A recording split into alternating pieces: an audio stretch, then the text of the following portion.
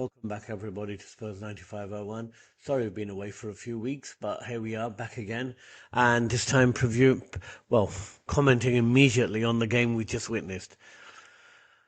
Spurs 2, Everton 1. Well, what a game. I mean, what can I say? Where do I start? What do we say about this, about Spurs? Well, with three games winning in a row after losing four in a row, this probably was the least convincing performance of all the others that we played. The one against Newcastle, very convincing, and we beat Nottingham Forest pretty well and probably uh, were responsible for the firing of the manager there.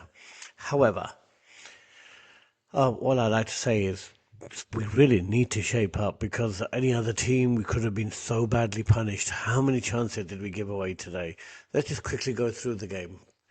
One of the things I think that's missing from the Spurs mentality is the whole 90-minute play.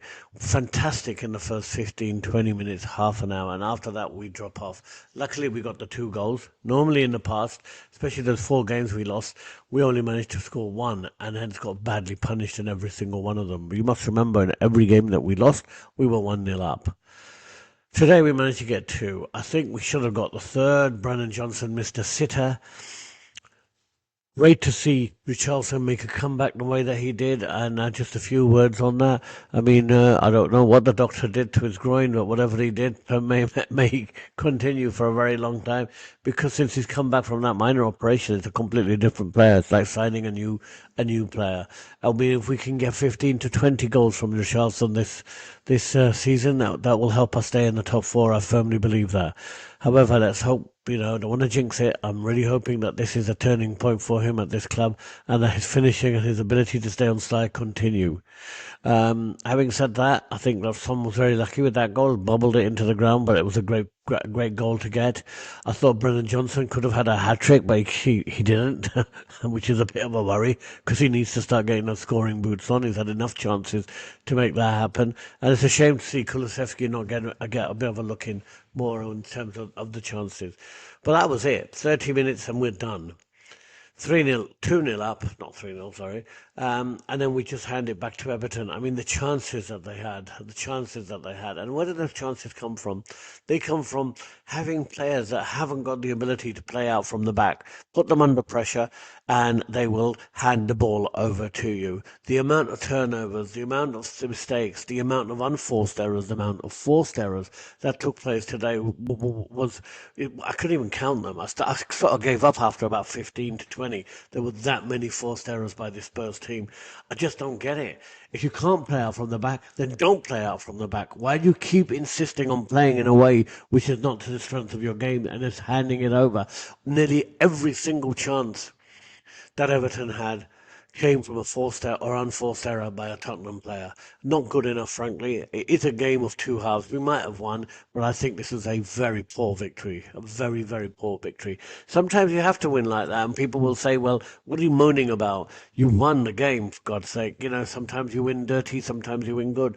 That's not my point. My point here very clearly is that if we carry on playing like this, we are going to suffer badly as the league goes on. We look tired after about 40 minutes. We look shabby. We had no mentality, and any better team would have punished us. Soon as Danjuma came on, he made a difference. He came on to terrorize his old Spurs colleagues for not signing him, and I don't know why we didn't sign him. And we're very, very lucky he didn't get that last second goal. He was not offside, and it almost, by a couple of millimeters, didn't cross the line. So again, thank you, goal line technology, but if that's what we're having to rely on to win a game, wow. I thought Andrew Gomez coming on terrorised Spurs midfield. And I have to say, once he came on, what midfield? We had nobody there, not a very good player, or awful. Lo Celso did a bit, but apart from that, there was nothing. Gomez run that show from minute 30, and what a player! I mean, he scored a beautiful goal. He fouled Harrison Royale to set up the one that wasn't given, but I mean, the amount of chances that he created, and the amount of chances that they had that Everton missed, that was unbelievable. If this Spurs team's going to play like that going forward, where we're only a 30-minute team, then we need to wake up and realise it's a 90-minute game. because we're going to lose every single game going forward.